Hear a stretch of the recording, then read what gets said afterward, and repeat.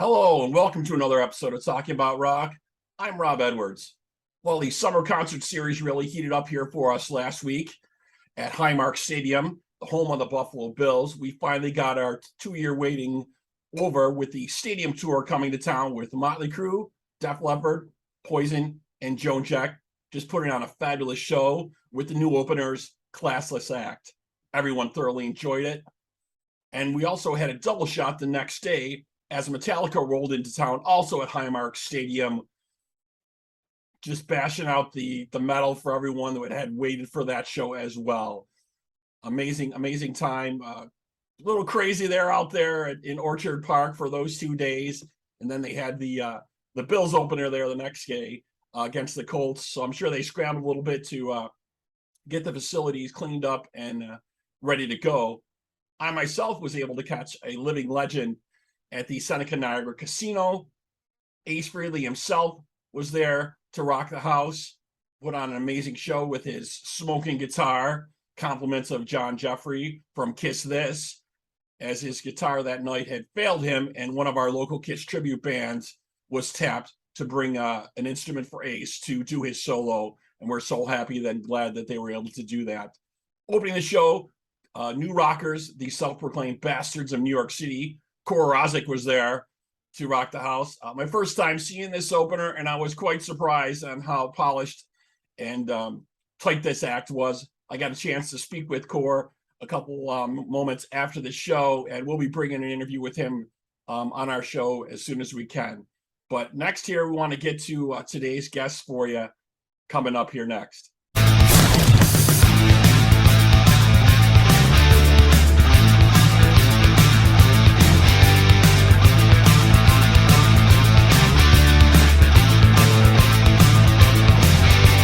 Okay, we are so happy to have with us our returning guests today. We spoke with them a little while back. They released their self-titled debut album at the end of 2021, and they've been burning up the charts here on Spotify. We're so happy to have with us back here Steve Libby and Kenny Knight, guys from Nashville, Tennessee, from Lost Circus. How's it going, guys? Oh, I think. Hello, I can't hear you guys. Can you hear me? Oh, wait a minute. What about now? Hello? There we go. All right, guys. How are you doing tonight, man? Excellent. good. How's it going, brother? Awesome. So glad to have you guys back on the show. I know we've been chatting here a little bit here back and forth, mostly with you, Steve. I see you here on social media a lot. So I don't know who wants to start here. If you want to start, Steve or Kenny, you want to tell us what's been going on with the band and what's been happening. I know you guys been booking gigs and different things. You've had a couple different videos come out. What's going on right now? Take it away, Kenny. You're the social butterfly. We're back in rehearsals, getting ready for our show coming up in September. And we have started writing a couple of new riffs for a couple of new songs. So that's in progress. We have a few shows that were pending emails and confirmations and stuff like that. So the train is still rolling. We stay in the background a lot. We only post things. We only post things that we know are going to happen. So right when you get something totally confirmed, I know it's a lot of back and forth. Yeah. We get the same type of thing. we do a lot behind the scenes that we don't never even mention. So Yeah. We're trying to spread out too. Different places, maybe tentatively looking at 4 or 5 places to play. We're just waiting for all the cards to fall in place before we can say anything or mention anything. So Right, I totally understand. Maybe you got some fall dates you're working on. Also, is that what I'm hearing? Maybe. What's that? It's intrigue. It's intrigue. That's Okay. what we're doing. Yeah. What are those guys doing? we can't tell you everything, then you wouldn't have us back. Right. Well, you got to give us an exclusive on some stuff. So I'll pick your brain a little bit, Kenny, because you mentioned it. You said you're starting to write some new riffs and some new tracks. So, excuse me. So you guys are planning on going back in the studio then maybe after the summer or? Yeah, it'll be a while. We're still writing this first album. We don't feel like we've had enough time to get it out to the people yet. So, you know, we want to play some shows and ride this album, but then again, we want to have something to do, you know, for the next thing too. So Brian and I are putting some riffs together and sending them to Steve. And, you know, if a song comes out of it, good. And if not, then we'll just keep trying. Everything we write doesn't turn into a full-blown song. So, Right. Maybe keep it on the back burner, or keep it for Yeah. later if you need something, or to kind of pick through your archive of stuff you have. I totally get that. I know a lot of folks write a lot of times when they're touring, when they're out, they'll get new ideas for new things that they're seeing, you know, new experiences they're going through. So that'll kind of jar them a little bit, get back onto the writing bus, as it were, to kind of get back into that vein. we have 2 songs left over from the first album that we did not record. So we have 2 songs finished and ready to record. And we have a couple of pieces of another 2 songs. So we're just trying to decide if, you know, does it fit our format, and do we want to carry on with it? And if so, then that'll be 4 songs. And, Yeah. you know, I get we'll a- leave enough. I got a feeling that, sorry, Kenny. Go I've got a feeling that we're gonna have a couple heavier songs on this next one, just from the stuff I've been seeing. Yeah. I think we'll have a couple heavier songs, but we also, because we haven't really done it that much, we've got a duet, a duet ballad that in the hard rock heavy metal vein.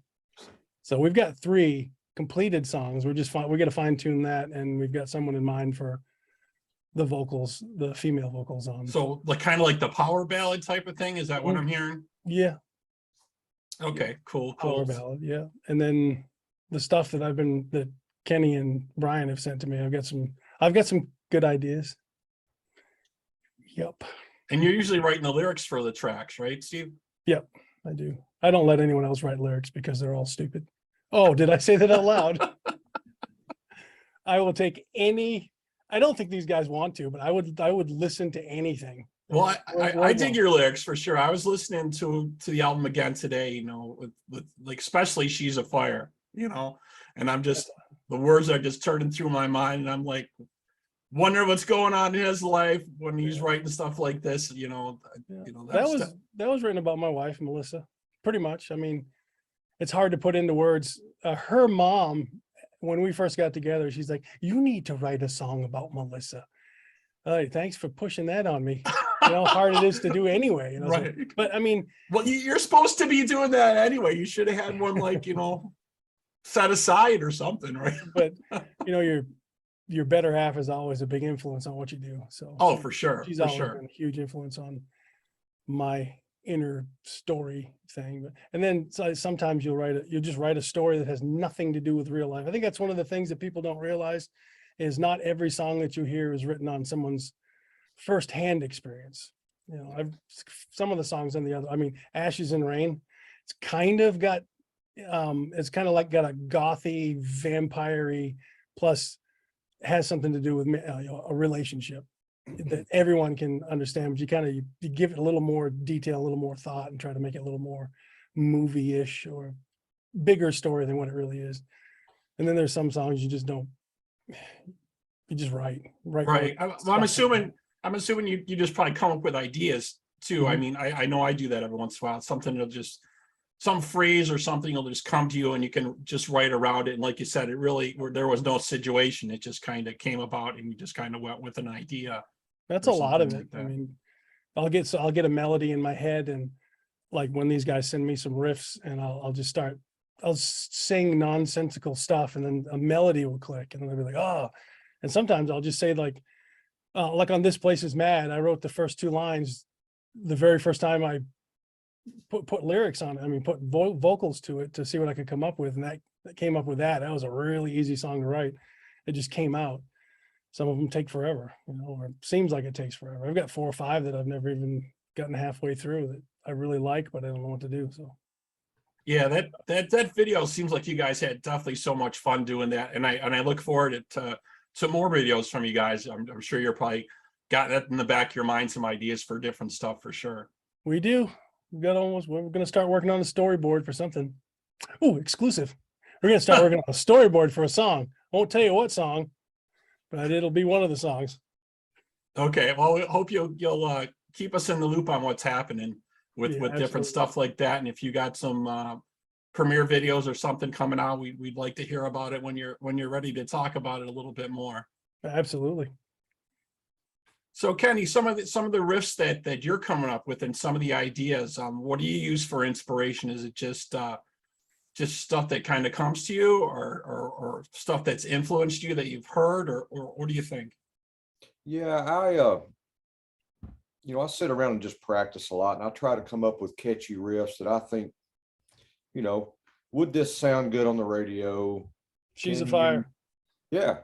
Can you hum it in your head? If you can hum it and sing it in your head, to me, that's a good riff. No. So, like She's a Fire, She's a Fire was written for my love of Slash.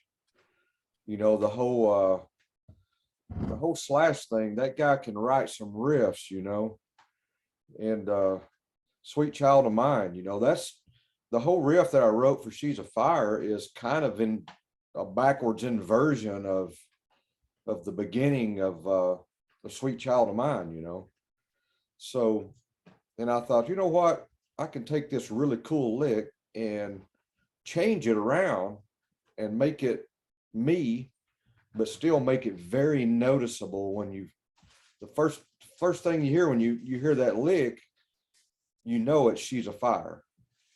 And the same thing with Sweet Child of Mine, within 2-3 notes that is Slash.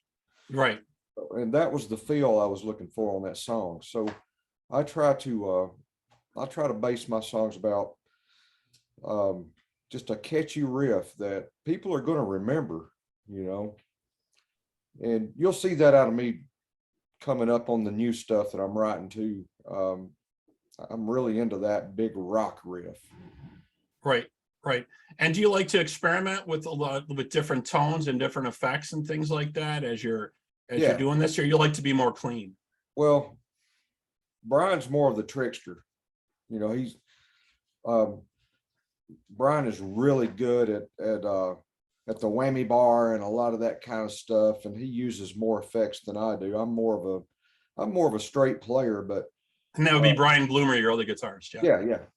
But I do use some tricks and effects too, throughout some of the songs, especially like on Broken Shadows. I'm using a flanger on some part and a rotary on another, and so yeah, I mix that stuff in. But I would say Brian is more of the effects trickster kind of guy.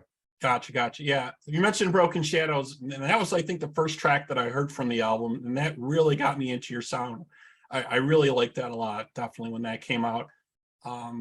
Very heavy, and it was catchy to me, and I really liked that a lot. When I heard that song, wanted to make me listen to the rest of the album for sure. It was a nice opening.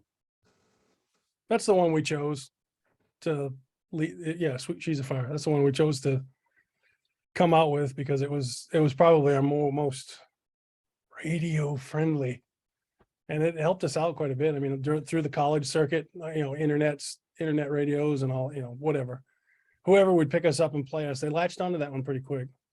Yeah. I know the streaming is doing well for you. So what's been happening with the airplay? You mentioned some college radio, some other things. I don't know. Let's ask Chad. Oh, Chad's not here. So we'll have to bust his chops because he was late to the show here, late to the program. He may be driving, who knows? Yeah, he works weird hours. I think me and Kenny are the only two that have normal straight hourly day things. I know Brian and Tom are all over the country, and Chad's a computer whiz for a huge company, and it's always something. Check out my. But that's great. You guys are definitely getting more airplay than just Spotify. You're getting it in different areas and stuff. And if you could let us know maybe where that's coming from or where you guys are seeing that would be great. I would love to hear about that some more. Yeah, there's a guy. His name's Wes Ramsey. He does the Rockin' 30. He's out of Florida, and he plays us quite a bit. And he's a huge fan of the band, and we're a huge fan of his. But he's got a really neat radio station, internet radio station. He does a lot of stuff for us, promoting us, and he's got some friends over in South Africa that he's hooked us up with, and over in England. And I think there's a guy named Josh who has Scorpion Radio. I think his last name is pronounced Shatsky. I've never asked him, but he plays us all the time in a regular mix with all the big bands, and he's a good friend of ours too. Just there's a lot of people on our side, and we're thankful for everybody that gives us a shout out or gives us a spin. We get a lot of them. They pop up on Twitter all the time. Chad's our social guy and social media guy, and he's always tagging us and stuff so we can go retweet and all that stuff. Right. Yeah. You got to keep on top of that stuff. Right. You know, you mentioned England or the UK. That would be great to see you guys over there. I think you'd fit into perfectly with that.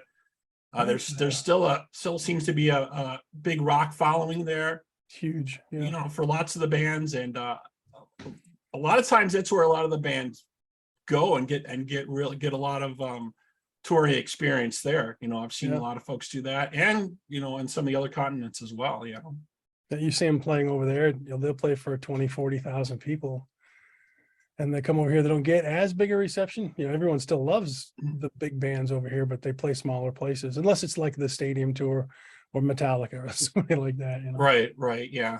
Rock is a hard sell right now because it's not the biggest thing that's going around right now. It's still the poppy, dancey, you know, techno-y things are still.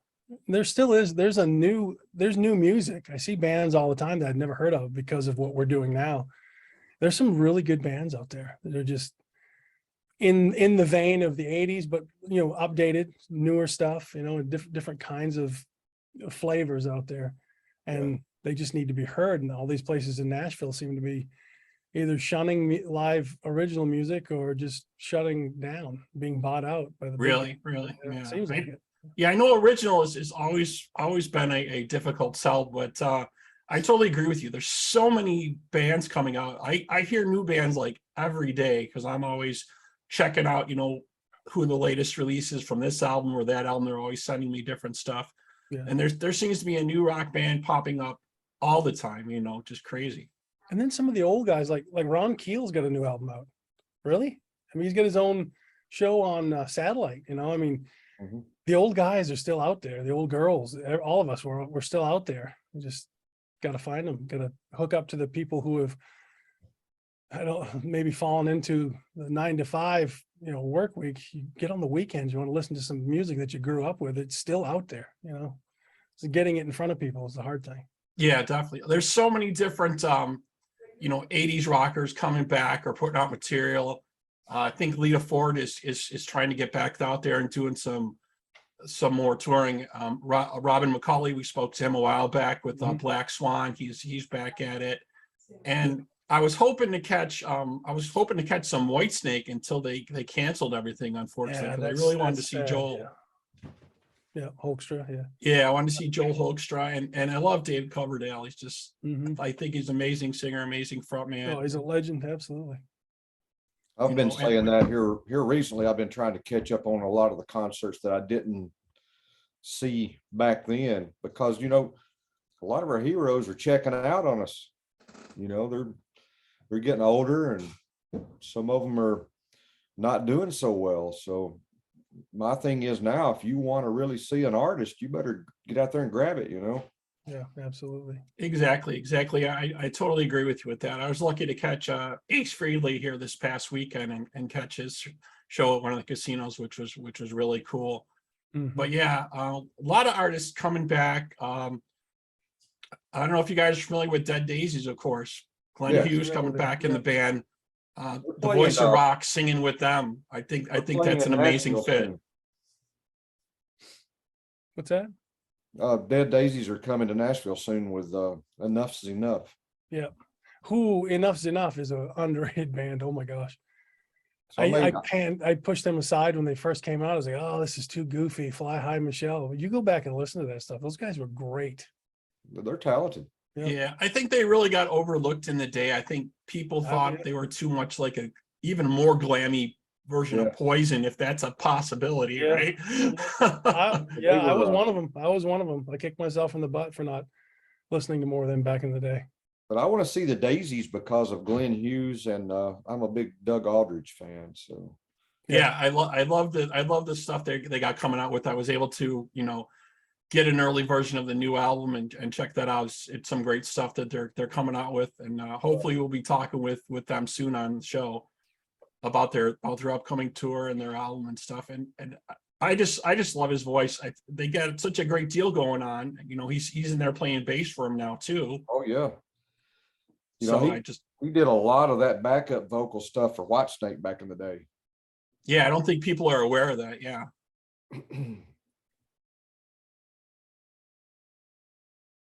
So what else is happening? Are you guys able to catch any shows out there while you're got your own stuff going on, or what's happening in Nashville? I go to shows a lot. Me and Jerry, Yeah. we hit a lot of shows.